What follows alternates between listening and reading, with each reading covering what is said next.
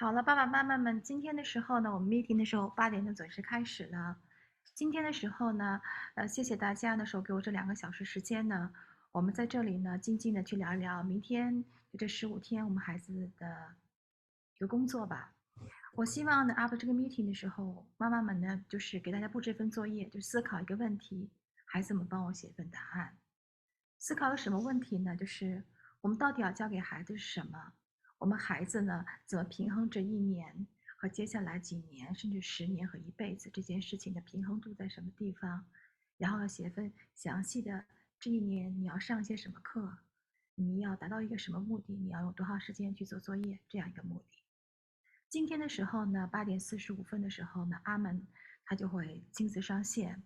阿曼是前一阵子的时候，我请到 Reading Club 帮我做一个面对面 meeting 的一个年轻人，他毕业于哈佛和就是 MIT， 也是 MIT 的，在中国地区做7年招生官。可能没有声音。那天的时候没有声音吗？能听到我说话吗？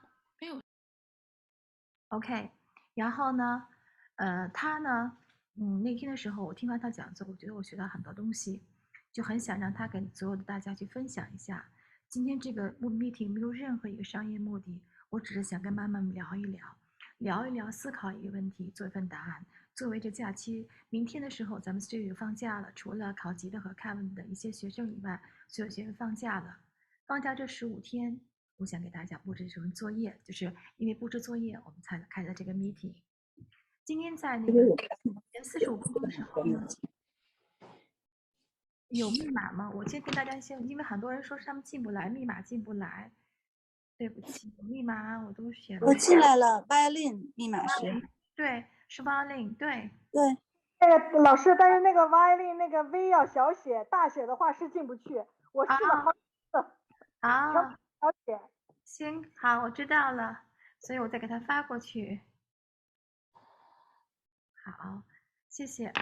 好，所以呢，我们现在开始时候呢，今天的时候前45分钟的时候呢，由我来跟大家唠叨一些事情，就我所见这2个月我所有的见闻和我所有成长的故事，我也在长大。然后呢，这45分钟的时候，我会用大概25分钟的时候给大家讲一些事情，然后另外20分钟的时候我们再算一笔账，然后45分钟以后呢，阿门就进来。今天的时候，我从那个假期来说起。这个假期呢，一开始时候呢，我带的就是还没有6月底的时候，就带着一群孩子还有我自己的儿子去了全国比赛 CMC。现在发生一些新闻，跟大家讲一下。在我还没有比赛之前的时候呢，就是咱们这儿有个很老很老的老爷子，就是在做义工的老爷子，就新爷爷的时候呢，给我发了一封信，提醒我小时候认识一个人。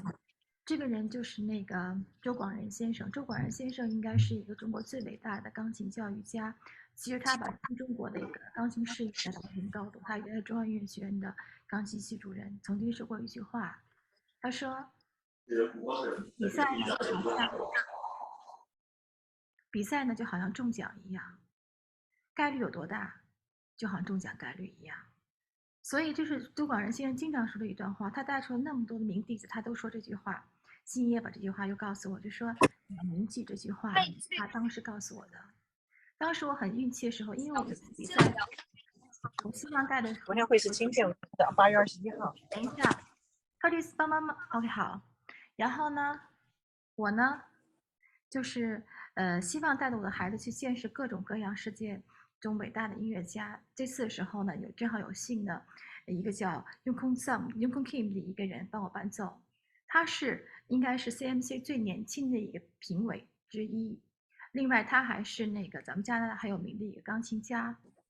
他呢很难跟很多人合作，但是我很运气，他愿意跟我去合作，带着我的孩子去弹钢琴，就是给他当钢琴伴奏。他可能给每个孩子伴奏时间可能就是半个小时、1个小时，可能没有别人的老师可能一两年这么伴奏这样下来好很多。Please don't mute. OK。然后呢，他呢，但是我还是希望我的孩子跟他去合伴奏去比赛。他其实教了我们孩子很多东西。他弹了那么好的钢琴，然后你们知道他几岁开始学琴的吗？他告诉我们，他21岁才正式开始学钢琴。21岁。他原来是学法语的，他小时候弹过钢琴，每天可能是半个小时。21岁来到多伦多以后，他说我想成为一个钢琴家。然后他说我起步很晚了，我只是会弹钢琴，但是我真的很想成为钢琴家。然后他一路走，一开始他可能就只上了多大，后来去了 Peabody，就是最后去了就是那个叫那个茱莉亚。毕业以后呢，他就回到了就是多伦多大学还有 RCM 当了终身教授。他在加拿大是非常 famous 的一个新一代的年轻的音乐家。他的手长这个样子，上来往上翘。艾瑞斯和柯蒂斯的时候很运气，跟他就还上了一堂课，就是这样往上翘。然后他告诉我们的孩子，就说他想成为钢琴家那一刻起，他可以一天14个小时弹钢琴。这就是说14个小时弹钢琴。然后呢，很多妈妈就在问我说：“我的孩子今年4岁了，不学是不是太晚了？”后来时候，我们从那个，但是就是这次参加 CMC，我觉得我们这帮孩子怎么样，真的很厉害。因为为什么很厉害呢？是下了场，每个孩子下完场第一件事情，有很多孩子是哭了。为什么哭了？他就说：“谢谢，有几个杂音你没听到吗？我真的是，怎么我会拉出杂音来呢？”我的儿子也是弹完钢琴以后就说 “leave alone”，叫我一个人待会儿1个小时，他在那思考，他知道自己错在哪，他心里很难受。那一刹那间，其实这就是一个老师想带给孩子的东西，要思考比赛带给你什么样的经历。那这帮孩子在那个地方时候，真不夸张，每个孩子6、7个小时练琴呢。在专业老师就是在那钢琴评委还不在，没有当评委的情况下，我们还这么喜欢。其实呢，我就说一件事情，那一刹那间我真的很幸福，我就在想，能量来自于哪里？能量。后来的时候呢，回来以后就是急急忙忙赶回来，赶回来以后呢，就是茱莉亚2个老师呢给咱们的学生上大师班来了。大师班两个人都叫 Matthew。等一下，就是那个，我看他是有个妈妈告诉我，我一个都不想落。OK，小写的 violin， 好。然后他就跟我说什么，那个 Matthew 跟我说，就弹钢琴那个 Matthew， 他的妈妈也是钢琴家，他现在是当今世界他 Brahms Sonata 中的，当时他是非常厉害的一个领军人物，现在是。然后他就说他几岁弹钢琴的呢？他真正开始弹钢琴、学钢琴是10岁开始学钢琴的。他的妈妈没有让他早学钢琴，但是他妈妈就说：“我永远让你爱上这件乐器。”那个拉大提琴 Matthew 更好玩，他就说：“我其实14岁才开始真正开始拉大提琴的。当时去参加个 camp， 我很喜欢大提琴，只是拉一拉。去一个 camp， 我就会发现问题是我拉的糟糕了，所以拼命的去练习，最后就会发现走出来了。然后你知道那个钢琴家 Matthew 跟我说一段话，让我今天还是在跟大家分享。他说：我弹钢琴10岁并不是很早了，然后我一路弹到茱莉亚，我发现一个问题。为什么中国孩子、中国人到了大学那个劲儿就卸下来，而我认为我去的大学才真正开始学习弹钢琴？为什么？为什么也没让孩子去比赛呢？能量来自于哪？花在什么地方？所以呢，就这2个人跟我说2个能量问题，我记得特别清楚。后来呢，我就是急急忙忙，这个假期我很忙，就急急忙忙带着我儿子参加一个 camp。这个 camp 是曾经就是 Emily 送他去美国上大学那个女孩子告诉我，就说因为13岁的男孩子才可以去参加这个 camp， 最小年龄的时候说 Curtis 一定要去，我就去了，带着孩子去了。那一天见了个小孩，那个小孩今天记忆犹新，就4、5岁，穿那一个拖鞋，脏脏的拖鞋，穿那红色 T 恤衫，然后穿那个短裤，乐里乐特的，但那孩子身上的眼中的光芒。我看到了有昂首挺胸的样子，他很着急的去着急一件事情，就是因为那天的时候大家要做一个 COVID-19 测试，测试完了才能上传。那个孩子很着急，是说为什么到时间了不 line up 呢？所以他甚至乎指挥大人需要 line up。然后我觉得小男孩有点特别特殊的一种气场，我说不清楚。后来人家告诉我，这是老船长的孙子，在船上生的。然后长在船上，然后一直跟大家在船上去航行。我突然在想，我看着他那身上的亮，就是光，我的孩子身上没有。我可能想他没有学过什么英文、数学，他也没有学过什么小提琴、钢琴。但我相信一件事情，当他想学那一天，他肯定能做得很好。我在那个孩子身上又发现一个能量的问题，是我甚至乎在想一个问题：我是不是教这么多东西，我会让一个珍珠上有很多的灰尘，它们不再有能量了呢？那是我那一天那一刹那间想到的事情。前2天不幸的事情发生了，就是一个咱们的老钢琴家的时候，新爷爷的时候，生病了。然后我跟他在那个，就是那个，急诊室待了10几个小时。因为老人家的时候最不愿意的事情是干嘛呢？最不愿意的事情就是别人去照顾。柯蒂斯可以帮妈妈 mute 一下吗？谢谢。好，然后呢，就是那个，他就是我们俩，他特别不愿意，就是我跟他干嘛了，就是那个，就是我去照顾他，所以我们俩就开始八卦新闻，八卦也很多，就是音乐家新闻就开始就说，等于说小道消息去八卦了。八卦完，我突然意识到一个问题，哪个问题呢？就是在建新音乐这个之前的时候，有一个妈妈问我的问题，说我们音乐家是不是都很 crazy 的？到最后就是我们这圈子很乱，有很多人就比如说歌星去吸毒呀，影星去吸毒啊，就像你像梵高还割了耳朵呢，就是那种很 crazy 的人成为艺术家呢。我正好在思考这个方式时候，我突然跟星爷聊完天以后，那天晚上很晚了，大概我回去的时候快12点钟了，就虽然很累，但是脑子是清醒的。我觉得我想明白一个问题了，又是能量的问题。为什么就是人呢？我觉得会走上一种极致，会去艺术家会去吸毒呢？就是因为他从小太聪明了，他是天才儿童。我真的见过很多天才，就他一开始他 show off 出来同龄孩子做不到的事情，可能同龄孩子在这儿，他可能在这儿了，所以他一直在花，大家把光环都戴在他的头上了，他一直这么成长，他忘了积累。忘了积累那一年的时候，你会发现，突然间发现，有一天的时候，真的 talent 是会有光的。当他需要别的东西去 support 他这些事情时候，他会发现他成长当中没有这种积累，没有知识积累，没有阅历积累，没有任何的积累的时候，他就会寻求一种极致的一种 feeling。这种极致的 feeling 可能就是毒品呀，或者其他各方面带给他的。为什么有一些人会终生成长呢？比如像托尔斯泰，他的文章，他每一年都获诺贝尔奖，但每一年都没得过，运气就那么不好，但每年都获得诺贝尔提名。这老头也够厉害，82去世，是跟老婆吵架去世的，这跟他的那个就是学习成长是没有关系的。为什么他一直终生成长呢？是谁给他的成长几率呢？就像我们最近看一些新闻，就像俞敏洪一样，谁给他的这些概念呢？可能就是他生病那一年300多本书，他的二胡带给他的一些经历吧。所以我就说一件事情，我就在说能量。其实想跟妈妈们就说，我们抱团不光是要把孩子去到什么大学，也不光是要让孩子考什么级比什么赛，而是要在孩子身上有这个能量的东西。这个能量怎么到？其实呢，前2天的时候呢，大家都知道我 Reading Club 的一个，就是我经常说这男孩的教旨，就是柯蒂斯哥哥呢，就是给我们做这个，他是那哥大博士毕业了以后，可能要回哥大再去当老师了。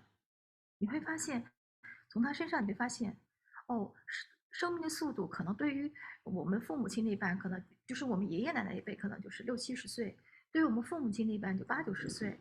可能对于我们的孩子，他们那一代的时候，他们的生命可能就100多岁了。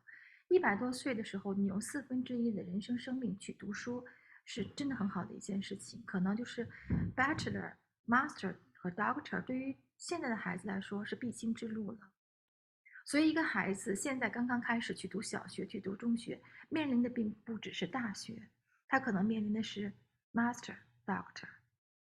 所以你就会思考一个问题：我们现在是不是我们的孩子真的 ready？我们是不是 overwork， 让我们孩子们去不可能达到 doctor 这个 dream 呢？overwork 并不是他们把时间努力，是怕他们把那个心 overwork 了。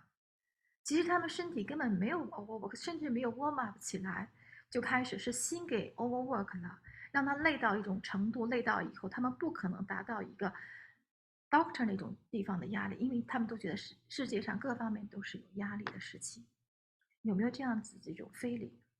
所以呢，有些时候呢，这就是我今天就说，我们到底要教给孩子是什么？所以我就要妈妈，如果我当妈妈的时候，我现在学到一件，看到这么多地方，我就觉得是说，我应该跟我孩子注意一种东西，学习是一辈子的事情，是终生成长的事情。你现在在学校学习的时间，不是小学，不是中学，不是大学，可能会成为你待会儿这么多年。Are you ready 了吗？并不是说你上了大学就万事无忧了，所以爸爸妈妈帮你上一个大学，并不是这么简单的一件事情，并不是说你考完 ARCT 你就可以把钢琴放掉了，因为现在特好玩。我们 ARC 也考完了 CMC 比赛回来，在弹钢琴的时候，老师给他布置了有6级的，有8级的，有10级的一个2C 曲子，一下布置5首曲子，你会发现6级曲子我照样弹不好，为什么？因为要求不同。所以人生真的很长，就是看你要什么。如果你就是说我为的目的只是为了上大学，而我制定一个目标，那你真的会让一个孩子心很 overwork 了。我们可不可以把孩子心的那种框架全部打破了，让他自己的自由成长为他想成长为的人？我们把什么呀？把自由度交回他，但收回一些自由度。这就是我们就是妈妈们应该做的一些事情。这是我就是说什么意思呢？什么东西叫自由度呢？就是大家知道我其实我那个什么我最不喜欢就是坐飞机，坐飞机我吐得一塌糊涂。就是坐飞机时我就会就是看书啊干什么呀，我会转移自己注意力。然后呢，在飞机上这次的时候呢，你就看了一遍那个就 Educated 那本书。然后呢，我给大家就是很多妈妈也看过，但是我今天再给就是很用简短的事情再把这本书说一下。说完以后呢，我就问一个妈妈们，我们到底应该怎么做？他其实故事的时候，他是比尔盖茨基金会support 女孩子27岁博士后写的一本书。他就是其实他就讲摩门教的一些事情。我们不讲那书中的东西，就讲一件事情。他们4代人，就是太姥姥这代人的时候，特别不讲究教育，特别不讲究穿戴，所以到姥姥这代的时候，他妈妈这个姥姥就变成裁缝了。甚至乎为了给女儿找一双鞋子去参加这个church 的，就是一些那个 church 的一些就 ceremony 的时候，都会跑到很远的几个村庄以外去找一双鞋子，或者他每天早上清晨起来就去洗澡啊，就是化妆啊，或怎么样，会让他半个小时去做这件事情。这个女儿反而嫁给一个摩门教徒，生了女儿。她的话原话就是什么呀？她的奶奶就说她了，就说你要叫女儿上完厕所洗手。她告诉她就说我要教我女儿不要把尿撒在手上。她不让她女儿去受到任何教育，什么都不让受。而这个女儿在17岁前没有任何上过任何学，然后只在她爸爸的，就是一些就是做中草药这样的生活的。反而这个女孩子最后时候离开家庭上大学，17岁开始，从最后一名学生到了就是牛津大学的博士后，用了10年的时间。这本书再让我看，我看了很多遍以后，我就在思考，他教他是什么？他教他是什么？他又教他是什么？他又 overwork，跟他就是在想这件事情。为什么这本书的名字 Educated？ 为什么就是说是应该是2019还我忘了2018年的时候呢？就比尔盖茨推荐的那本书，书单就也是那本书。所以我就在说一件事情，就是说妈妈们，这15天我们想一想，怎么样在这个社会中给自己能量。这2天可能大家都会说我可能就是愤青，可能就是老是着急一些事情，因为可能就是陪着新爷去了 emergency。因为我姥姥姥爷也跟我住在一起，陪他们，要是给他们就是我现在真的日子就是上有老下有小的日子。然后呢，就是给他们去约家庭医生，帮他们去看眼睛、弄牙齿，这些乱七八糟事情下来以后，突然间发现一个问题，其实 COVID-19 对世界影响太大了。咱们加拿大的医疗系统的时候已经 overwork 了，你要 book appointment 看家庭医生，可能3个星期或4个星期以后，你要是不到就是病重到死到那个 emergency 的时候，你是会被轰出来那种状态。为什么不是医生不好，就是这个体系？我今天在车上还在想一个问题，我说我们这一代人其实最幸福的一代，没有面临太多的灾难，而我们现在世界变化所造成的后果的灾难会在我们孩子身上会体现。为什么中国这么高力度的就是去做这个 COVID-19 的一种东西？因为这个国家这个机器要运行，很多地方是我凡人我是无法理解的。所以而这些孩子们面临的问题是这样子，所以呢，更是我就很清楚意识到一件事情，一本书的名字叫《She's Awesome》，Curtis，你是不是弄 waiting room 了？No waiting room 的，你稍等我一下，因为有人说他们在 waiting room， 怎么会呢？ No，我处理了。好，然后呢，我就说那个我们的孩子们会遇到什么问题呢？我们的孩子们他们今后的社会是什么样子，我们真的不知道。但我清楚的知道一件事情，比如现在孩子们一旦遇到一个问题，第一件事情干什么 ？Google， 因为 Google 控制他们的思维，他们所相信的真理的东西就是 Google， 而很多真理的东西他们不会从 any resource 再得来了。所以就是慢慢的时候，为什么我觉得对于社会大机器，就好像我特别喜欢给孩子们看的一本书，就是《Go to New Brave New World》，就是那个梅丽新世界那本书的时候，已经说得很清楚，今后世界会发生什么样子的东西。所以我就会发现，孩子们现在正在经历一件事情，他们大脑已经被 Google 所控制。他们所有的那个东西来源于就中国人来去百度一下，姥姥都知道我生病了去百度一下，他都成半个医生了。而很多东西你相信的 resource 从哪里来，他们不知道从哪里来的，他们看到只是片面的一件事情。孩子们是越来越窄，越来越小了。前一段时间的时候，就是那个哈兰告诉我说是那个 IKEA 卖一个小杯子挺好看的，我就看挺好看的，我就去了 IKEA 了。我大概10几年没有去 IKEA 了。看到那个 IKEA 的时候，心里很难受。现在的房子原来就是 showroom 是跟我10几年前去的是不一样，现在 showroom 是越来越小，你相信选什么都有。为什么？因为有一台电脑，人生就全都有了。只要有台电脑的位置，有一张床，人生什么都有了。这是我们孩子以后面临的世界。我觉得不再自由了。我是很喜欢自由的一个人。自由，我觉得自由是种责任。真的很多人都不配合，惧怕拥有它。这句话其实不是我说的话，是萧伯人的话，是特别有道理的。但有这个自由的，就是有自由的这种能力的人，真的是越来越少了。我们口中的自由和我们真的心灵的自由是 difference 的，就变成了就是这样子的。所以呢，我跟大家今天的 Zoom meeting 的目的就是什么？其实就让大家想一想，我们接下来15天跟孩子好好聊聊天，聊聊明天，聊聊世界，聊聊就是我们现在发生的事情，什么事情都可以去聊一聊。聊完以后，就跟他们说一件事情，要学些什么东西。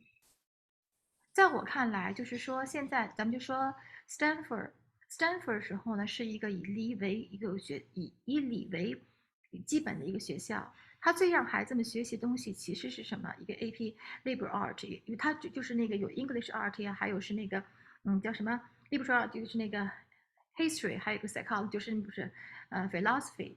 因为它最崇尚的3门课，并不是它的数学，也不是它化学，也不是生物。那第一件事情，他让人学历史，他让孩子们学文学，他让孩子学哲学。为什么？然后哈佛图书馆借阅书中最多的一本书叫柏拉图，那本书的时候，真是费了9牛2虎之力才看完，我记得特别清楚，现在还记着。在看的时候，我就觉得，当你真的从第1页看完最后1页的时候，你会知道一件事情，这3门课是教你自由的课。让你自由的去学习那些固定的知识。在我看来，数学也好，化学也好，白奥也好，所有的那些固定知识你都可以进心。但是怎么进这个过程，是文带给你的，不是理带给你的。所以呢，孩子们就像那谁说的话一样，就像爱因斯坦说的话一样，就说，一个人必须要学艺术，你可以数学不学，要学艺术。然后孩子们总是说 ：“Cici，你是开那个音乐学校，你肯定说音乐很重要，并不是这个目的。我自己的时候也养一个儿子，我跟他就说，妈妈真的不希望你成为我这一行当，因为这个行当的时候你会付出的时间和你得到的并不是正比，因为这个世界上这并不是主流社会的一种声音。我希望你活得很好，有各种各样的事情可以做，但我希望你 basically 是个音乐家，你必须是个音乐家，因为这样会让你心里更自由，会更豁达，会更可以做更多的事情。所以呢，我就跟大家布置第一个作业了。孩子们，你们在 studio 学琴，然后呢，很小的时候，克里斯很小的时候，因为朗朗我们都认识，然后就会说一件事情，克里斯应该找个名师啊。然后呢，我的儿子也是我们学校的 studio 老师，一开始是 Rebecca，他去上学的时候变成了米娅，然后Rebecca 回来又是 Rebecca 和米娅，后来米娅的工作很忙的时候，给了就是不是Rebecca 和米娅，然后米娅又Rebecca 又很忙的时候，又给了 Rebecca 和米娅。我的儿子老师就 studio 老师。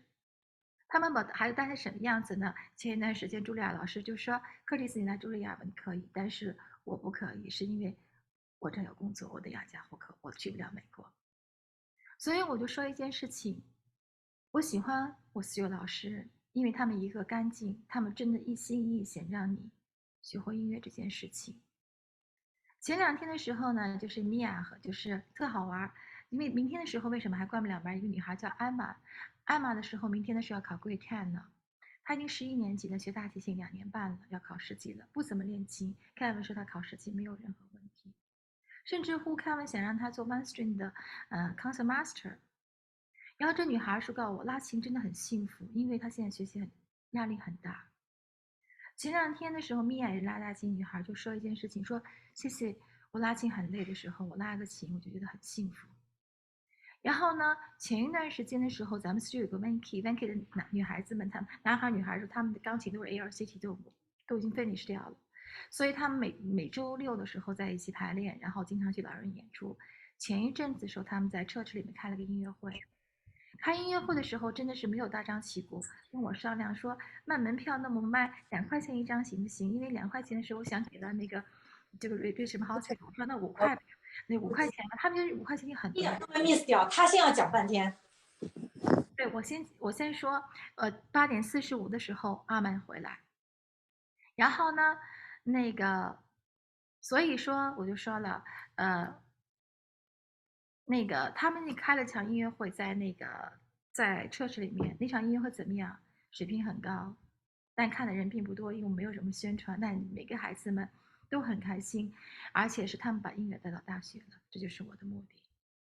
所以今天我请您做一件事情，就是说呀，学一样乐器就要一样乐器练琴，音乐和乐器是2个概念。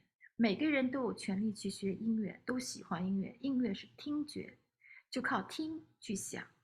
乐器它就是一门工具，工具就必须要练习。怎么练习的方式呢？就应该按照说明书的方式去练习这个乐器。它需要的时间、动脑和慢练。所以不要告诉我你的孩子很聪明，他可以达到什么样子，我不用练琴，那是不可能的事情。也不要告诉我孩子真的很就剩1年的时间了，Cecilia，你让他过了 Grade 10，水到渠成，你水不到渠成了，你这个渠一定是毁略工程。我们的目的并不是让一个孩子只是干什么，只是会拿到这个 certificate， 我就不学这件事情了。如果你要这么去想，我请你离我远一些，因为这不是我的梦。我的梦想就是说，这个孩子可以终生从音乐中获益了，即使你没有拿到任何 certificate， 你获益了，我就很开心。然后呢，但这并不代表你敷衍我。所谓的敷衍我什么意思？就是你付给我时间了，然后你没做这件事情，跟我去学习，你这就叫敷衍我。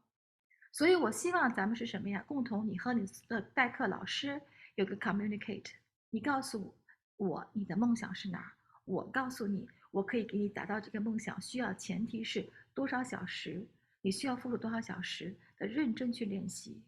我们老师最大的问题，我们老师的现在就是考虑的问题，就是如何让自己的教案更加系统化、更加省时间化，来帮助我们的孩子达到一定高度，能 support 他的 life。所以我们是平行的，我们是互相撑着这种样子。请大家千万不要一件事情说，我孩子开考级了，真的要考了，然后呢，等他要去练习的时候，你会发现一个问题，他没有时间，干嘛了？我去滑雪了，我去干这个了。所以干任何一件项目都是好事情。我说过，选一样课，你就要选一个 homework。你要教会孩子，我做 homework 的目的并不是我要拿全班第一。你的 responsibility 就是你拿到一件事情就要 take 这个 responsibility。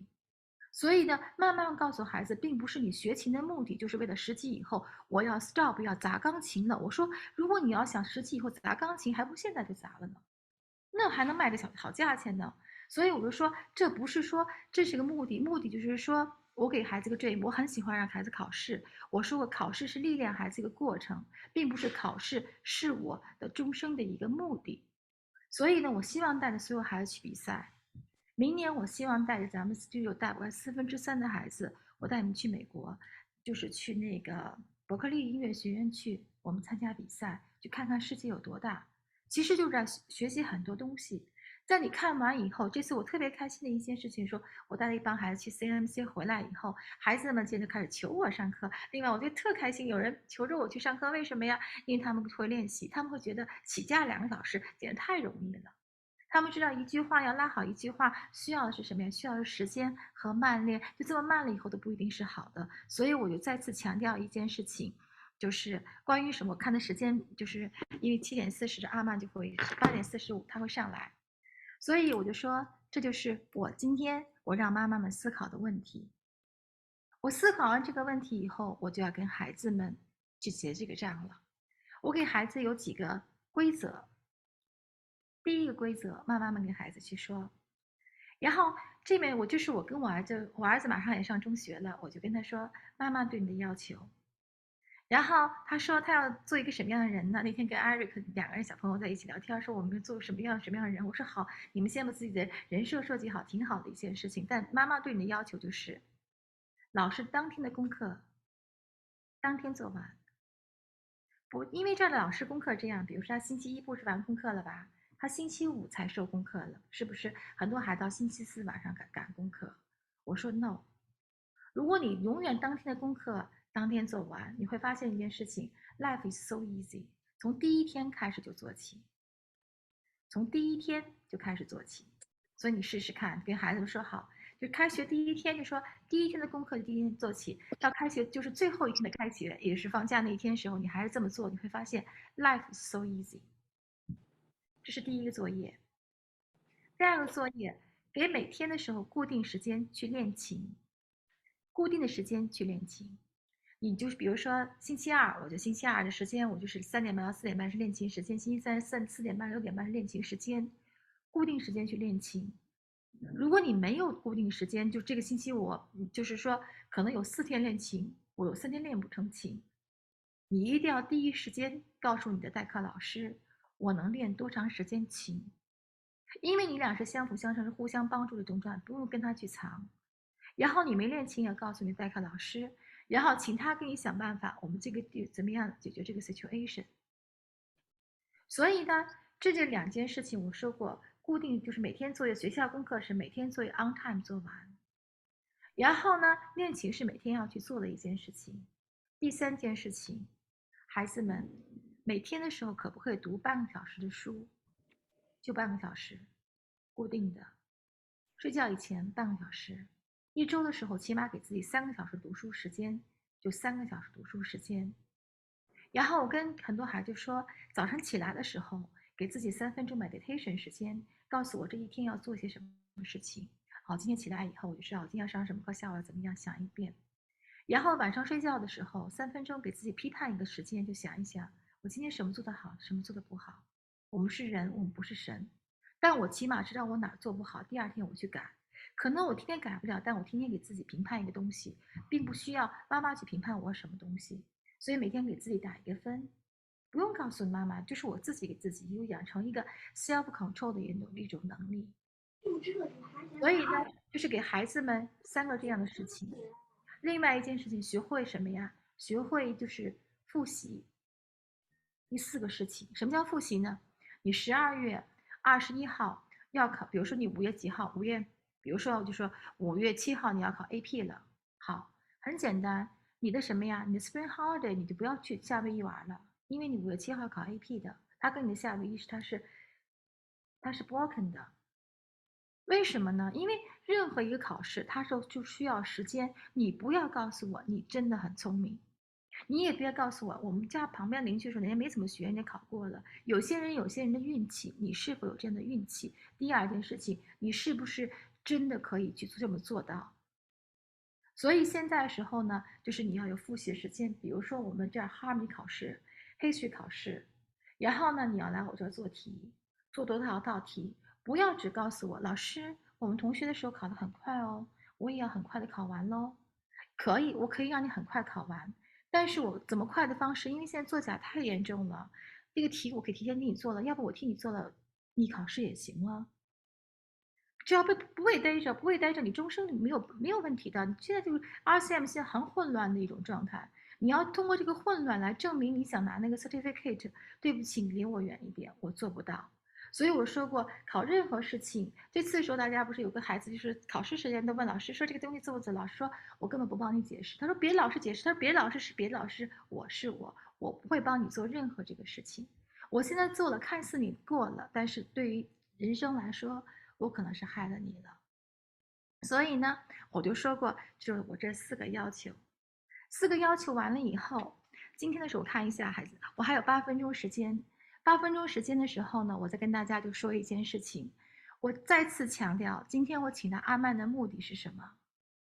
并不是让大家就是找包装公司给你设计一下，你将要成为谁，而是要让他告诉你，你要成为谁之前，需要这些事情的历练，你要知道接下来的日子会发生怎样的事情，而给你心中要加一个秤码，你要就算一笔账，是合适于你的账，而并不是说我可以拿格式化把你的人生格式化了对等号了。那样我过的是我，不是你的，我的梦想不是你的梦想。我今天请他来的目的是让他告诉你，就是说你今后你会要遇到多少的事情。所以呢，我还是说，我作为一个桥梁来说，我希望引进所有的新鲜的事物和所有的新鲜的一种 idea 给大家。所以给大家引进来的时候呢，大家去听，对你有用的就放在口袋里，对你没用的你就拿出去。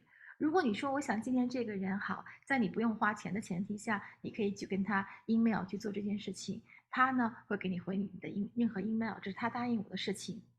稍后的时候，我会在各个老师群里面把他 email 发给大家，并不是为了任何商业目的，是因为你有 question 了，你真的需要帮助的时候，你多一个帮助的一个就是那一个方式，可以吗？好，所以呢，今天还有几分钟时间的时候，我给大家 share screen 一下。share screen 的时候呢，我要说一件事情。好，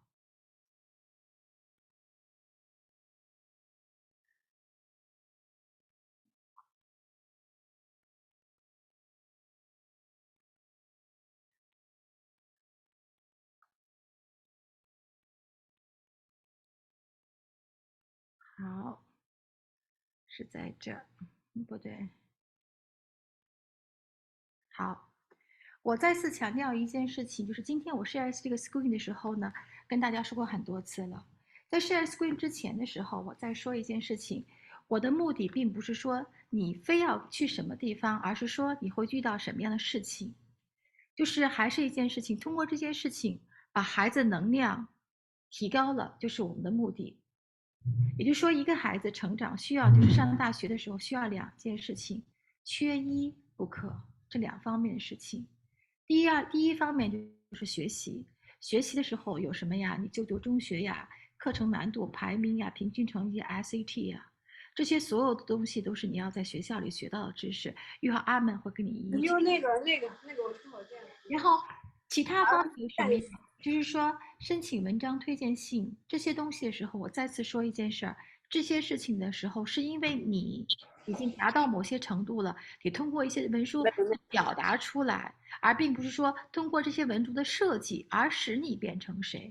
这是一个双刃剑，这双刃剑真的会很害人的，会使你去了一些地方，但是同时的时候会让你受到很多伤害，是因为今晚上你没练小提琴呢，记得要练小提琴。然后呢，那个问一下，下面是什么东西呢？就是说你的体育体能，所有体育体能，所有体育的项目，并不是为了什么而什么，而是为了你的成长，为了你更好的今后面对你生活而觉得体育你的爱好去做的这件事情。然后呢，有很多工作方面的事情，什么 pay job、leadership 这些事情，它并不是说要在北美洲要做些什么，而是说你通过做这些事情，你得到什么，使你人生成长了。从这些所有的事情当中，你得到了力量，这就是一个孩子上大学以前应该有的样子。所以呢，这就是我说的第一个事情。第二个事情，我再说一件事儿，就是说是什么？12年级你真的很忙，11年级你也很忙，10年级你也很忙。然后呢，在外面你课外要做 pay job、volunteer、leadership，这时候音乐会给你的能量是什么？会让你很轻松的去面对这些压力。你会觉得音乐也好，就是小说也好，它是释放你压力的一个工具。所以为什么要读书？为什么要音乐？为什么要 art 呢？art 有些时候释放能量的东西。所以呢，希望你们的时候在什么之前呢？在这个就是九年级之前的时候呢，把自己的 level 拿到10级以上去，并不是说你只考了10级，因为现在考级的时候特别不完善。然后大家都知道一件事情，因为既然你们知道，那天的时候，弟弟说考 Harmony 时候，老师说要去遛个狗，我一会儿回来你们自个儿做吧。他妈妈说那有多少人作弊呀？各种各样的事情会发生，各种各样的新闻在网上就有，就是你要看你真的是要那个10级证书吗？还是说你要真正10级的真的水平？我喜欢10级的目的是因为10级要把所有的音阶都拉一遍，所以这就是我喜欢10级的目的。跟大家讲完这些事情呢，一会儿阿曼的时候会把这些空都帮你们填满了。然后填满以后，你们有任何问题，你去问他。阿曼也是我的福气，我的福气我珍惜。我经常会遇到一些很厉害的人，他们都是一步步做出来的。等一下，我看一下，阿曼 ，Are you here？ 阿曼 ，Are you here？ Wait a second. OK， 我看他来了没有哈？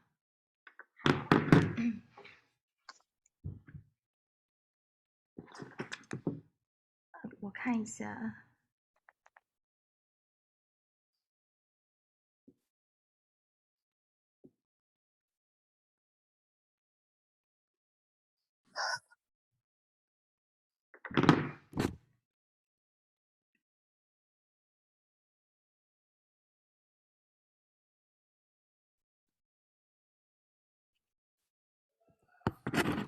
Hi, Amma, are you here? Hi, I am. Hello. OK，今天的时候呢，我们将请那个MIT 和哈佛的那个曾经的毕业生，也是那个 MIT 原来大中华区的招生官呢，给我们带来一些大学的招生的条件。Today, I will invite Mr. Aman, who graduated from the MIT and Harvard, and he was an MIT admission officer in Great China in past 7 years. And today, he will bring us some information of the university's admission requirements. 今天这场Zoom meeting 呢，没有任何商业目的呢，只是呢，给大家接下来的日子做一个梦想。Today's Zoom meeting is no any commercial purpose, only give us a dream about tomorrow's dreams. 这个梦想不只是说你明天要去什么地方上大学，而是你要看清楚接下来你会发生什么样的日子。And this dream is not just about where do you want to go to the university. This dream will help you to see what's going to happen next step. 我们希望今天的 meeting 以后呢，我们试着去管理时间，然后管理自己，做一个最好的自己。We hope after this meeting, and you will try to manage time and then manage yourself, be a best version of you. Let us welcome the Aman. Aman, I will give you the time. You can share screens. Okay, thank you. Thank you so much. Hi, everybody. How are you guys doing? I'm so glad to be able to talk to you about my experiences as an admissions officer and now as a counselor. I've done a lot of these presentations, but I wish that we could do this in person because that way we could actually have more of a back and forth, but I'll try and make this as engaging as possible. And yeah, if anyone has questions, you can also write them at the end we'll also have some time to talk about a few things.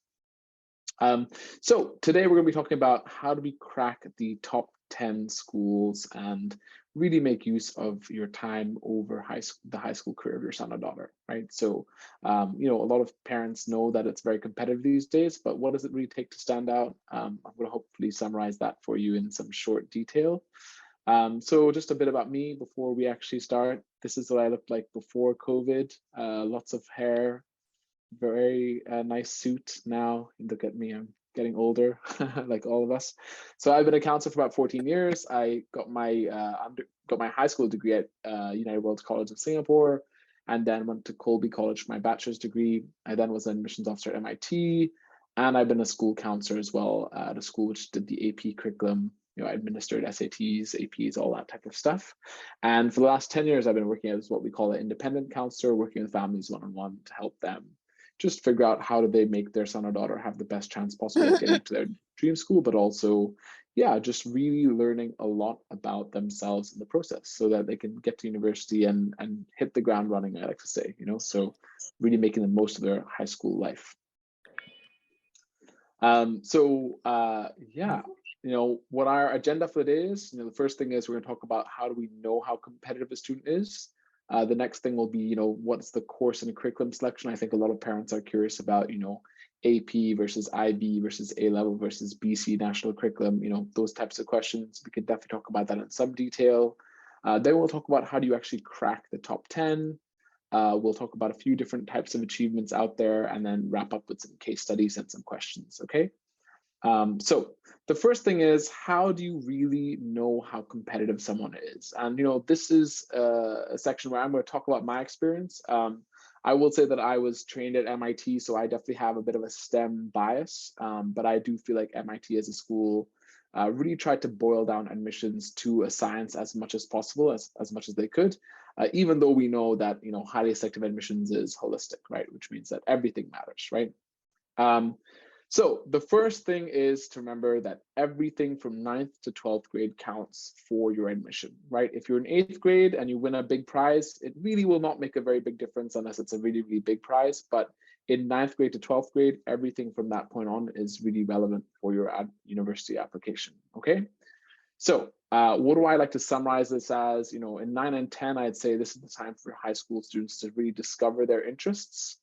In grade 11, you're trying to pursue those interests quite seriously to try to turn those interests into achievements. You know, like achievement is a really important word in admissions because those are the types of things that really make a difference at your top schools. And then finally in grade 12, you know, by the time you're getting into grade 12, like some of my students are now, they're basically in the process of just reflecting on what they've done the last 3 years of high school. You know, the applications are submitted in November of grade 12, you know, so they only are in grade 12 for 2 months before they submit their application, so they don't have a lot of time, okay? But yeah, we really want our students to focus on that grade 11 year as being the most important year, but in 9th and 10th grade to try to like explore their interests beyond the standard curriculum as much as possible too, okay?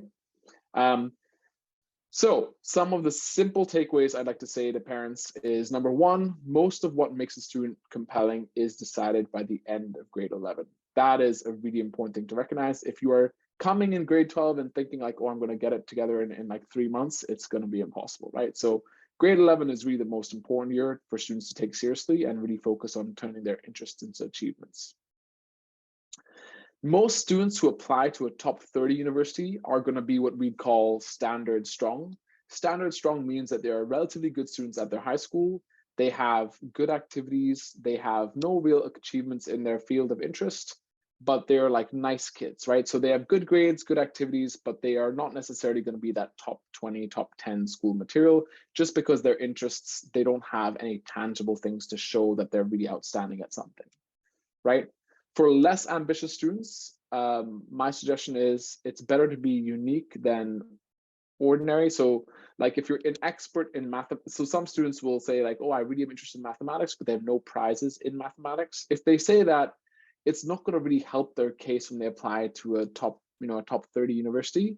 But if you are able to try to turn that interest into something more unique, you can say you're really passionate about coffee and you're undecided major, that maybe will maybe help your case more, right? So you can be, learn about coffee, you can like sort of sample things, you can take a barista certification, you can write a math economics oriented paper about coffee, and then that will help you stand out more easily than like someone who just has no prizes in mathematics, and that might be their actual interest. For more ambitious students, I definitely think something to think about is selective summer programs. That's really expected now, I think, whether you're an engineering student or a social science student, selective summer programs are definitely expected if you're thinking about going to a top 20 university. And yeah, this I think is something which is really important, but many parents don't necessarily know what it means. But every student needs a capstone project by the time they start grade 12, right? So what is a capstone project? A capstone project is just a project where like it kind of condenses a few of your interests in something that is beyond the standard curriculum, right? So for example, if you're interested in computer science, that maybe you'll make an app of your own that is something you're passionate about, right? So one of my students did something with machine learning once upon a time to help blind people make sense of traffic lights, pedestrian crosswalks, So things like that, those are very helpful capstone projects. For last year, one of my students ran a microfinance company, microfinance business out of his high school in Chengdu, where he would sell the crafts of women from rural areas, right? So these kinds of capstone projects, they can really make an impression on the admissions officer, but also be a great thing for you to write an essay about at some point, which we'll talk about. So at MIT, this is really what the process looks like, right? So when you apply, you submit your applications, you're at what we call, you're in the pool of applicants, right? So that's everyone who's applied to the school, and it's the result of the successful recruitment marketing efforts.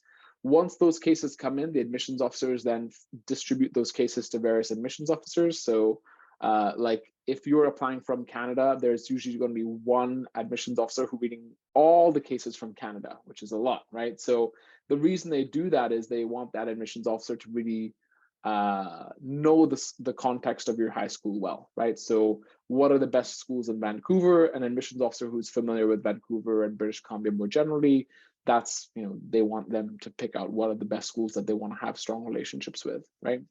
Once the admissions officer reads your case, they'll submit the summary of your case to a database. From the database, they will then submit, then admissions officer will then read your summary about your case and then make a decision on whether admit, deny, or waitlist you, or reject, admit, deny, or waitlist a student, At MIT, after that process, the acceptance letters are posted. At MIT, that's about between 5 and 10%. A lot of schools now, yeah, it's getting really crazy competitive, under 5%, some of them. And yeah, for the most competitive schools, you will have a yield rate of about 80%, which means, if you're applying to Harvard, Stanford, and Princeton, you get into Stanford and Harvard and Princeton, which some kids are very lucky like that, then even for places like MIT and Princeton and Harvard, they don't get to, every student who they admit doesn't decide to choose to go to Harvard or MIT, right? They might choose to go to Stanford or Princeton or some other peer institution, okay? So the most important part of this process is the reading process. So we're going to talk about that in some detail right now. So in the reading process, like there's 3 different criteria that we focused on at MIT, which are academic achievement, extracurricular engagement, and personal qualities. I think this is going to be the pattern for most competitive schools out there. We can talk about the academic achievements first. The big ones here are going to be the Intel ISEF, any kind of high-level international Olympiad, and then maybe some selective summer programs also, right? Academic achievements, I think, are more common among my students than, like being a real talented athlete or being a real talented musician, because a lot of the students that I work with are very, very talented academically, but fewer of them are really talented athletically, right? We do have some music stars as well, so Cecilia can definitely attest to that too, so that's great. But yeah, academic achievements are super important. And for most kids, if they're interested in the academic field, they should be trying to get to at least this level of doing something outside of the high school, which will showcase that their interest is really, a very serious interest, The next one is extracurricular engagement. So, we can talk about like music certifications, debate competitions, right? So winning those kinds of things are pretty big. If you're doing really high level music, then definitely you should be recording a music portfolio. And I think CC can help with that type of stuff as well.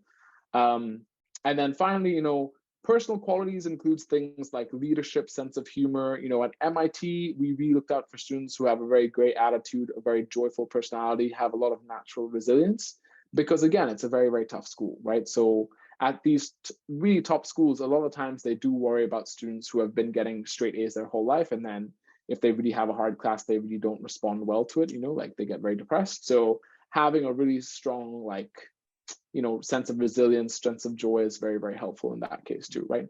But when the admissions officer is reading your file, they will go through and give you a rating between 1 and 5 for each of these things, right? Academic achievement, extracurricular engagement, and personal qualities, right? And these ratings are subjective, right? So what one admissions officer says is a 5, another one might say is like a 4+ or something like that, right? And it really is that subjectivity where you have this gray area of which kids get in and which kids don't get in, and also why it's so important to be able to tell a persuasive story about your son or daughter's time in university, right? Or for them to tell a persuasive story for themselves.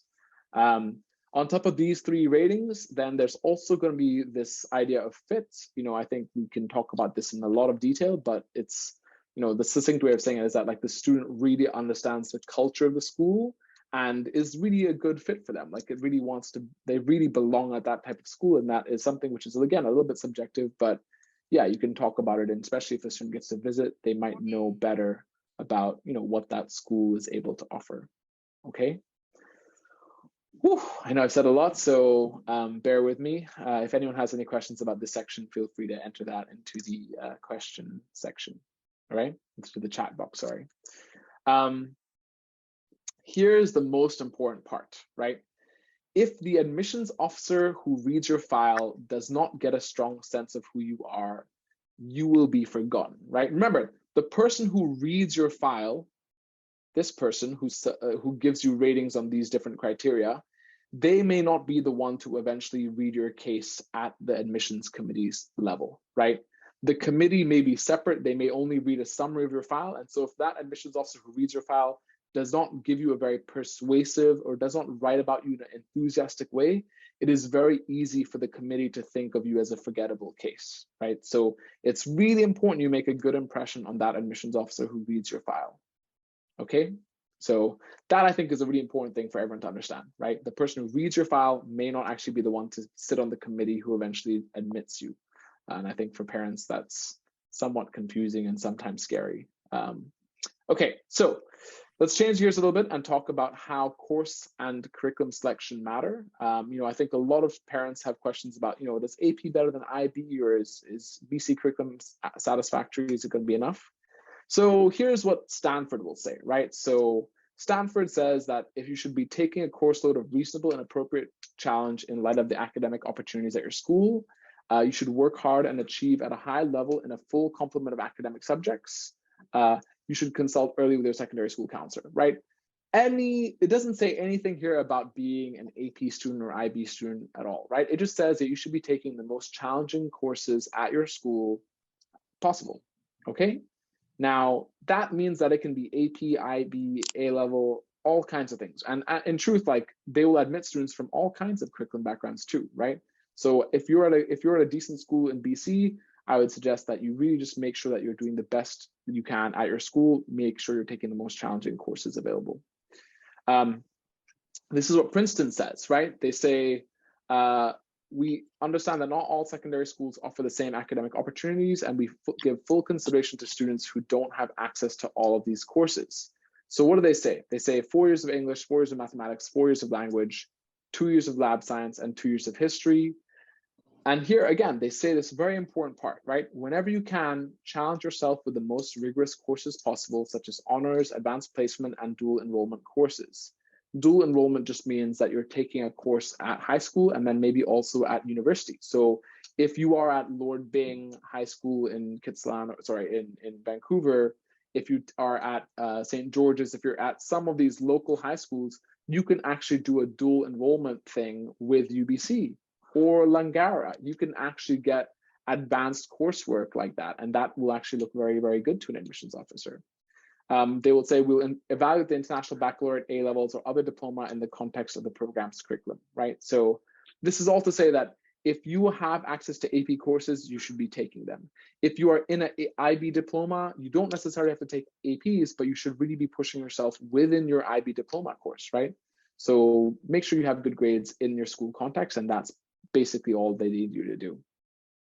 Okay, so this is the bottom line. You can get into any school via any curriculum. There's nothing which says that you can't get into Princeton if you don't take 16 APs, right? There are students, I had a student get into Columbia this year with no APs, right? And he was in an IB program, right? So for you and your son or daughter, really make sure that you're taking the most challenging courses available at your high school.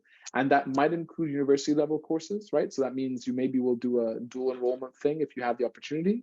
I'd say AP and IB are pretty much the standard that most students that I come across in Vancouver, really are like. And then finally, you have to pursue achievements outside of your school curriculum, right? Like school curriculum, like most kids applying to top 20 today will have good grades in their school curriculum, right? Many of them will even have good grades outside of their standard curriculum, right? So the most important thing is that you pursue achievements in the things that you say that you're good at. And that's really the way to stand out at a top school. Janda. Okay, so now we can talk about how do we get into a top 10 school, right? So the first thing I'll say, these are my general guidelines for kids thinking about top 50, top 30, top 20. For many students here who have been in BC or been in Canada for 4 years of their high school career, they won't need to take a TOEFL. But for folks who have moved to Canada in the last 3 years, if they haven't had 4 or 5 years of actual full-time high school in English, then they will need a TOEFL. But yeah, if you're serious about top 50, you should have at least a 1300 in the SAT. You should be in the top 40% of your graduating class. I think that's very reasonable. If you're interested in top 30, you should really be in the top 30% of your graduating class and have at least a 1450 on the SAT. You should also be having some well-rounded extracurriculars. So that means you're like doing a sport, an instrument, a community service, something academic also, or a co-curricular. And then finally, if you're thinking about top 20 school these days, I would say the minimum that you'd be expecting for a SAT is 1500 and ACT is 34, and probably also having some pretty strong extracurriculars with leadership opportunities and leadership positions too, right? So top 20 kids are what I'd call like big fish in small ponds, right? So they are the kids at their school who are really good, and they all think they're very good, but maybe they're not as good if they get into a very big pond like Harvard, Yale, MIT, Princeton, Stanford, which are full of very, very big fish, right? So that's just like a general guide. These are just some general guidelines, okay? So top 10, what does it really take? Number one, you should have an achievement in the thing you say you're interested in. So if that is academic research, that means maybe you're publishing a paper, right? I feel like today, so many of my kids are doing some kind of independent research, and a good number of them get their work published. Number two is that they're participating in competitions of some kind, right? So if they're interested in mathematics, they're taking the AIME, right? The AIME. If they're interested in computer science, maybe they're taking the CCC, the Canadian Computing Competition, or the USACO, right? Demonstrable talent. So if they're interested, if they're supposed to be good at something like sports, I've had a few very talented fencers since I moved to Vancouver. Music, so like that means they're really great at cello, violin. We definitely have some students in this group which might be very, very talented in that area. It makes sense to record a music portfolio if you can, right? If you're interested in art, that also means like having an art portfolio, right? Something to showcase your work so that the admissions officer doesn't just think like, they say they're good at art, but what evidence is there? If they have no competitions, they have no prizes, at least the admissions officer can click on a link today and see like, oh, this kid is genuinely good, right? I'll give you a story about one of my students this year who got into Vanderbilt early decision. He said he was good at guitar. I was like, how good? We need to see some sort of evidence. And he just recorded a video and put it on Bilibili. And his guitar solo was amazing. And I know because I play guitar very poorly, I was like, wow, this is really impressive. Like he could really be a talented guitarist. And so yeah, he submitted that and he wrote an essay about it and he was admitted early decision, right? So definitely try to make your talent as tangible as possible if that's in athletics, music, or art. The next thing is a selective summer program. I think we can spend a lot of time about this topic, but I'll just say that there are some summer programs that are really terrible and mediocre, like they don't add any value to your case. And there are some summer programs that are actually really helpful, right? So how do you know the difference? I'll say the beginning is the minimum is that you should expect to get some kind of college credit and maybe a letter grade, right? Those things are essential. Some summer programs don't offer that and they can be amazing, right? So like that means like RSI or SSP, you don't get a grade, but if you do that type of project, if you do those summer programs, they're super selective and you will definitely get a very strong recommendation from a teacher to be admitted to a top 5 program. Whew. Finally, so you bring something distinctive to campus. So I'll tell you that while I was at MIT, I remember a student who actually was admitted. They were a good student, right? A good academic student, but they also used to work at a circus full time, right? And you know, that means on the weekends, they were always there working as a juggler, right? That's a very unique thing to bring to campus. And so the admissions officers, I remember them talking about it and just really feeling like, you know, this kid could be there at orientation and really doing these interesting things for other classmates to really be appreciating, right? So if you have something very unique you can bring to campus, and you know, that's definitely something which can really help you stand out. Yeah. And speaking of standing out, one of the things that I do talk about a lot with my students is this idea of a application persona, right? So just like earlier today, we talked a bit about that boy who might be very average at mathematics, but could be like very unique in this interest in coffee. Like an application persona is basically a way to focus your application on some activities that will help you stand out and seem more unique versus just saying like, oh, I'm a computer science boy, math boy, biology girl, psychology girl, right? Because there's so many psychology girls, so many biology girls, so many computer science boys, right? So we want to try and make that a little bit more unique by focusing your interest a little bit more. Oof. So yeah, application persona. This part's kind of fun. I think it's really important to understand this idea. And if your son or daughter is early in this process and in 9th or 10th grade, you can kind of think about this persona thing now and, you know, figure out what activities to prioritize more. So just to start off, you know, the application persona is like a brand, it's like a theme, you know, a way to sort of put your interests in context in a way that will be more memorable and compelling, right? So like, again, Coffee Boy is a really great example because Coffee Boy is very unique while being an average mathematician is not very unique, right? Many kids are average mathematicians. A way to prioritize your activities. So if, again, Coffee Boy went and got a barista certification, he could then translate that interest into like a economics research paper or like a, you know, the politics of coffee trade research paper, those kinds of things. A way to take a strategic view of your candidacy and a way to stand apart ultimately, right? So yeah, persona I think is super useful now. You know, I didn't really think about it so deliberately when I just started off as an independent counselor, and over the last decade I really have like evolved to really believe this to be like a very valuable tool for families to just figure out, yeah, what should we focus our time on, right? Because again, the biggest issue today is that kids are so stretched for time. So yeah, thinking about your application persona early gives you a strategic view of what are your real opportunities during their high school career. Oof, yeah, like I just said, you know, it helps you approach your student's son or daughter's case strategically. It also makes it easier for them to be more memorable and compelling. Okay, now this is the part of the presentation which I think is actually super essential to understand. You know, what are the achievements that really make a difference, and what are the achievements that, you know, maybe are less effective, right? So here are the things that I think are some common achievements, right? So these are all students of mine from the last few years. And, you know, common achievements, these are achievements. These aren't, when I say common, I don't mean like they're easy to get. I just mean that these are paths which many students have taken before, and they often will result in some level of success afterwards, right? So a really easy example is the Intel ISEF. You know, I've had like 3 kids do this competition in my last 10 years as an independent counselor. But if a kid goes to the Intel ISEF, they almost certainly will be getting into a top 5 admissions. They'll get into a top 5 school, right? It's a really big deal if you win that prize, if you go to that competition. So yeah, definitely if your son or daughter is able to get to the Intel Siemens Engineering Fair, you should definitely try and do it, you know. Less impressive, but still valuable is the summer program in engineering at Penn, ESAP.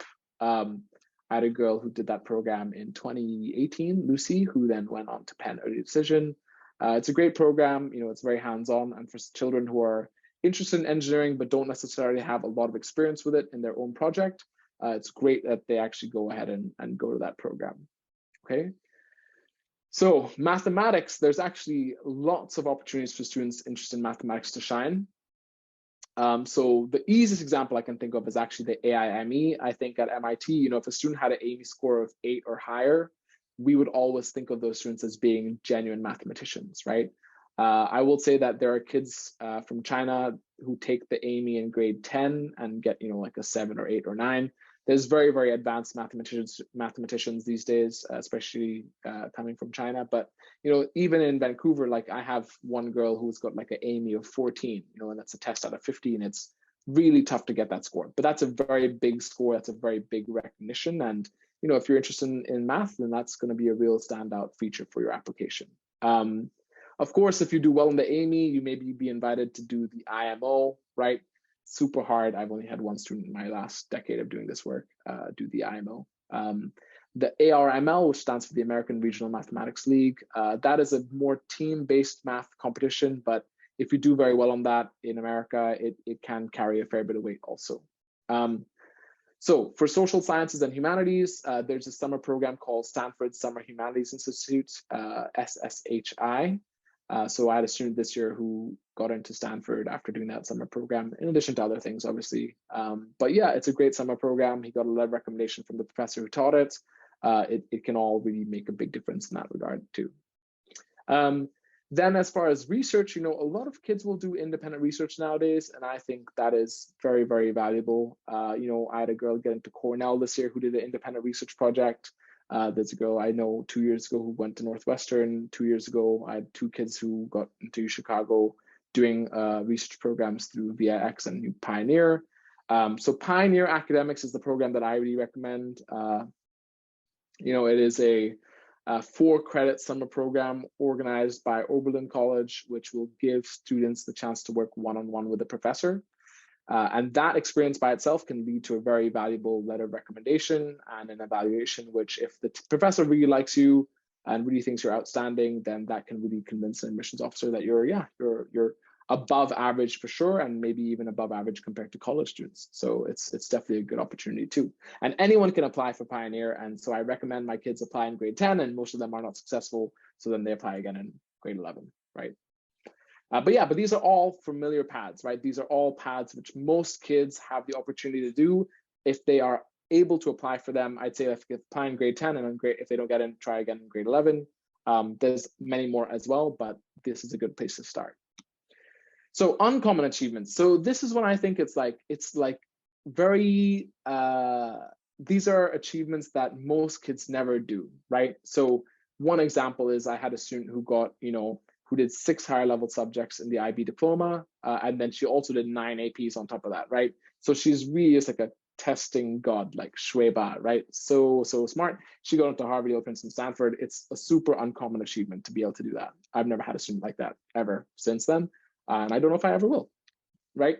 Then there are some really, really creative students out there. So if you've published some short stories, if you've published essays, there's a lot of essay competitions out there that you can actually submit your writing towards. And if you win those things, they can be very, very impressive.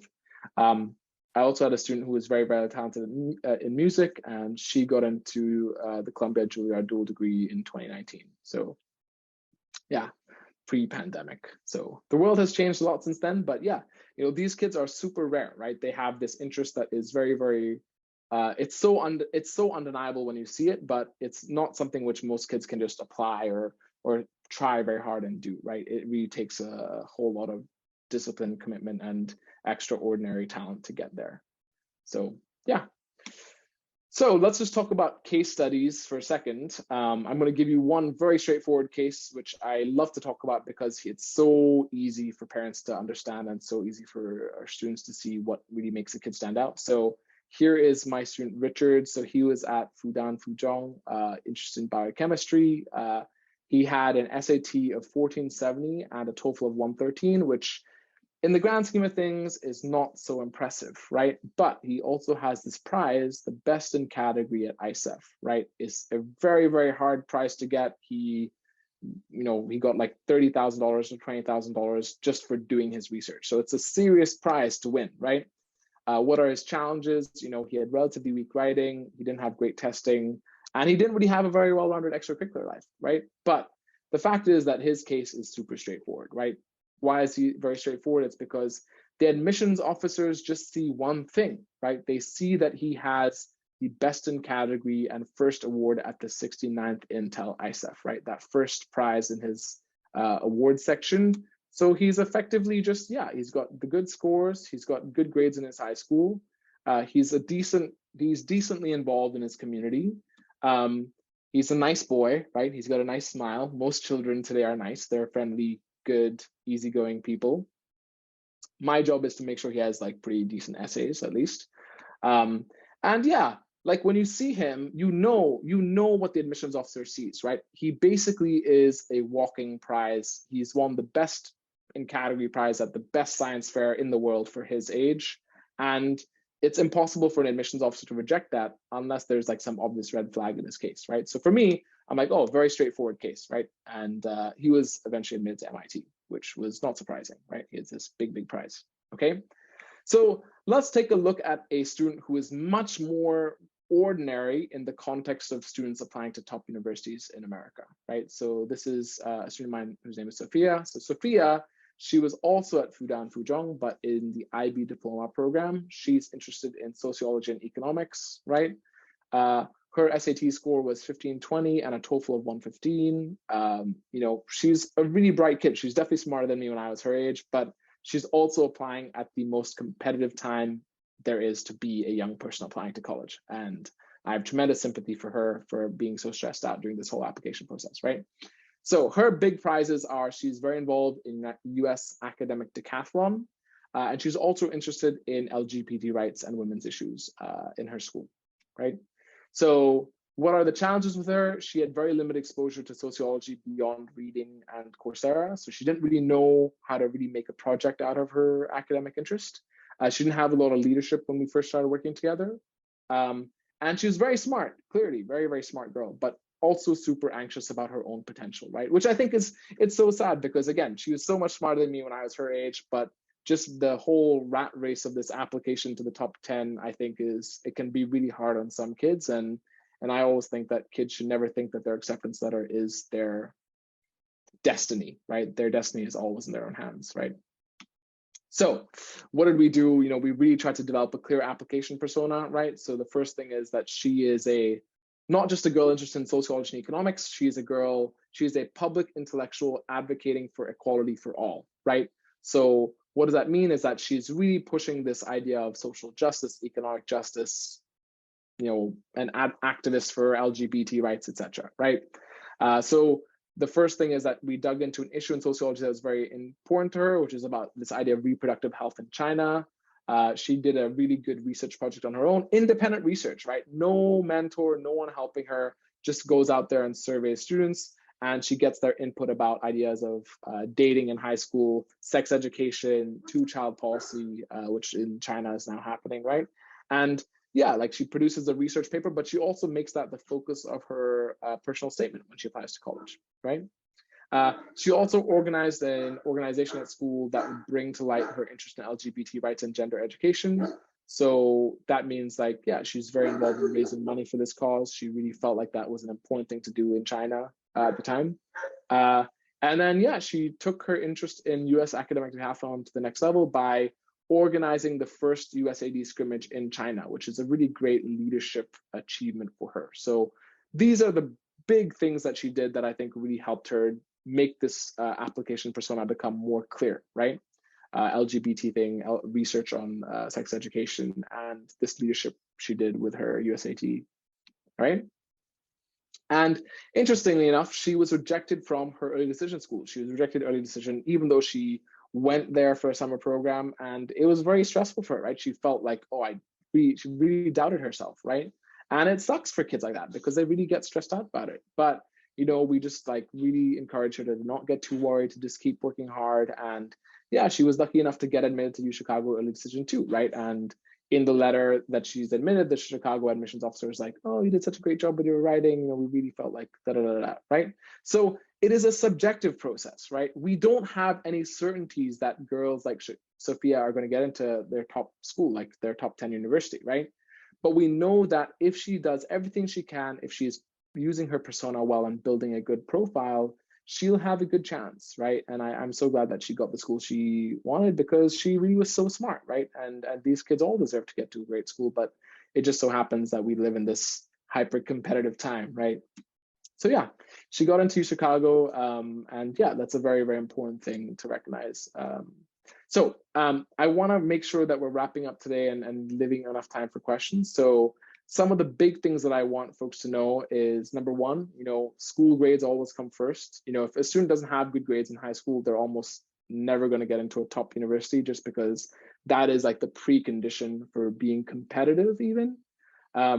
Once you do that though, the next thing is to identify an application persona early, right? So this persona is a, you know, like a theme to help bring your case together and to figure out what activities you should be prioritizing in high school, in 9th and 10th grade in particular.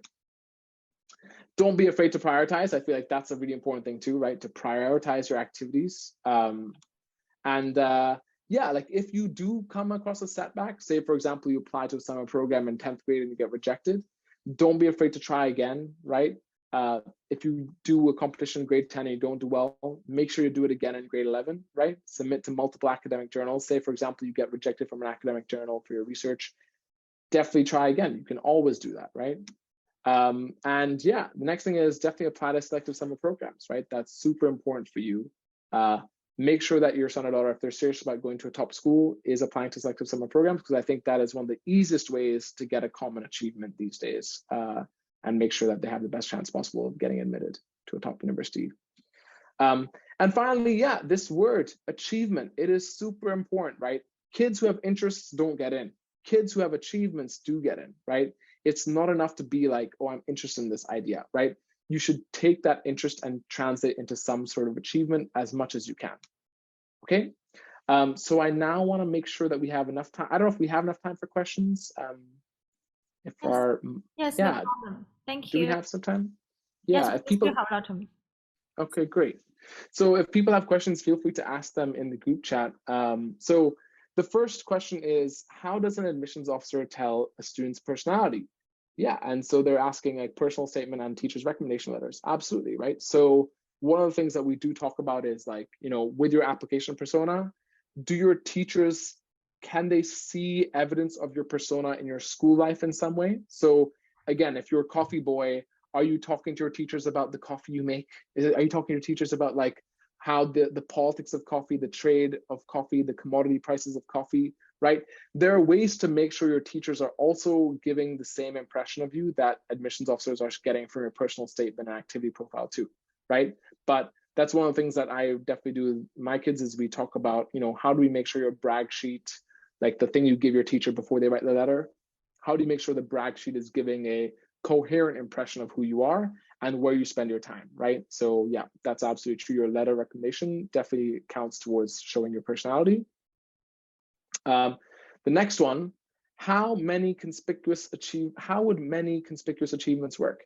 Well, you know, the more conspicuous achievements you have, it's definitely better, right? So you could have like academic achievements, music achievements, and like athletic achievements. You can have all of them, right? And the more of them you have, the better it is. But I'd say that it's always the more high level your achievements are, it's better than like several low level achievements, right? So if you are like a city level athlete with like a decent music portfolio and like did a summer program, it's much better to have a like IMO gold medal than those 3 achievements, right? So it is really like the caliber of the achievement versus the number of achievements, you know? Which year's summer program works best? I guess they're asking which summer program works best. Yeah, you know, it just depends on the actual experience that students have in these summer programs, right? Because if you go to a summer program and have a terrible experience, you won't really be able to like get a good letter of recommendation or anything. But I'll say on average, like there are some very selective summer programs that you can actually look up on the MIT has a really great website for this called Summer Enrichment Programs. If I can actually find it, I will. But that Summer Enrichment Programs website, it has a list of STEM-oriented programs that are really great for high school kids. Yeah, there's not a simple answer for like which is the best summer program because they're just very different ones for different types of students. But the most famous ones are going to be RSI, which stands for Research Science Institute, and SSP. And if you get into those programs, you're almost definitely going to get into a top 5 university. All right, which year's grades play a great role, a key role? So grade 11 is definitely your most important year for grades. What we also say is like, we like to see an upward trajectory with grades. So if you have a bit of a bad grade in grade 9, like if you have a few B's and maybe 1 C, and you then have straight A's in grade 10 and grade 11, it can definitely be overlooked, right? Even though your GPA might not be the highest, right? But if you have B's and C's in grade 9, 10, and then 1 B and 1 C in grade 11, if your school has mostly got stronger kids, like, sorry, not stronger kids, if your school is, very full of kids who have straight A's, then you're going to be looking relatively weaker, right? So the phrase to really understand is about grades is like success in context. And if you're serious about being at a top 10 university, you should definitely be in the top 10% of your graduating class, right? So if everyone in your class is getting C's and D's and you're the one kid getting B's, you can still be a very competitive kid, right? Just depends on your school and how grade deflationary it is. Great. Any other questions?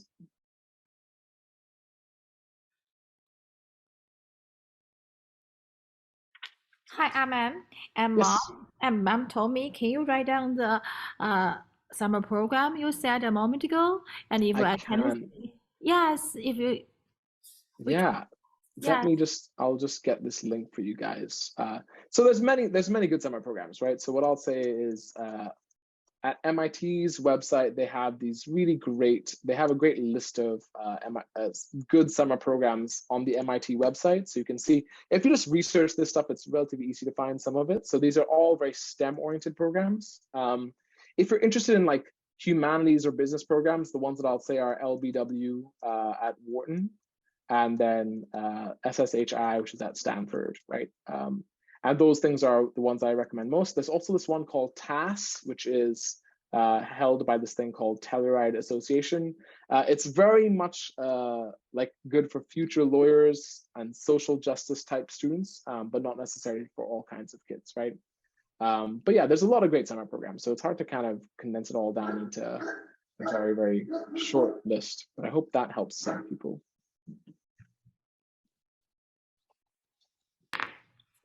Okay. Do you have any questions? Hi, Arman. I don't. Oh, hi. Yes, sorry. Can I ask one question?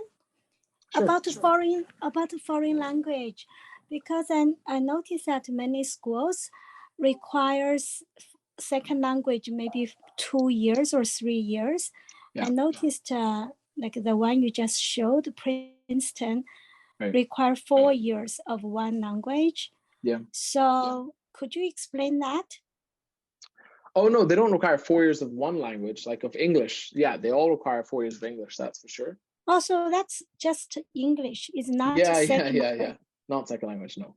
Oh, okay. So how about foreign language, second language? So 3 years better or 4 years?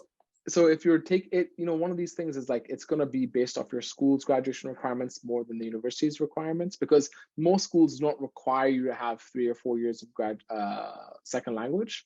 But for many kids I know in this community probably, like they already speak Chinese and English, right? So some of them will even take like it's not necessary for them to have a foreign language in addition to Chinese and English, right? You can definitely make the argument that you're already bilingual. So it's one of those things where each school will have slightly different requirements, but most important is like your high school's graduation requirements. Usually they're not going to say like, yeah, just make sure you know your high school's graduation requirements, and that's going to be the most important thing. Yeah. Okay, so if for English, I think for sure will be 4 years. Yeah, I'm just thinking about the foreign language, so should be fine. So when Princeton said one language, 4 years of one language, which can mean English. Yeah. You need to have okay. 4 years of English. Yeah. Okay, thank you. Sure. It's me. And I will just translate to the Chinese because a lot of the parents ask this kind of. For sure. Yeah. Okay. 然后刚才的很重要的一个问题就是刚才就问的一个问题，就普林斯顿网站上说明一门功课的一门语言的时候需要是4年的学习时间。这个一门语言指的是英语，并不是说第二外语。第二外语的学习是，但是任何一个，就比如说有些孩子，就是前2天云朵朵跟我问起这件事情，就说孩子们应该上中学以后学一个第2门外语。第2门外语的时候，最好选择的时候不是中文的意象，比如说法语和西班牙语。然后呢，因为就法语和西班牙语，法语的时候是比较难学的一门语言，西班牙相对于容易学习一些。如果这个孩子他对那个西班牙就是对语言他没有特别感兴趣的话，其实西班牙语老师建议你学西班牙语。如果一个孩子对一些也就是像老牌地方上英国的时候，他就很喜欢你学法语，因为你学会法语了，就好像你这个人就是你的 class 是 difference 的。然后但是这个对4年学习 language only 只是说的是英语，不是说第2语言的时候，你学校需要什么学习什么语言，一定要看 high school 的 requirements， 你的学校的要求你毕业的时候学习几年的语言的连续性，而并不是看那个招生他需要多长时间的时候。Okay, thank you. Okay, do you have any questions? Sorry, I have one more question. Just curious. Because you mentioned top 20 SSAT 1500, how about top 10? Yeah, SAT. How about top SAT? Like, how about top 10?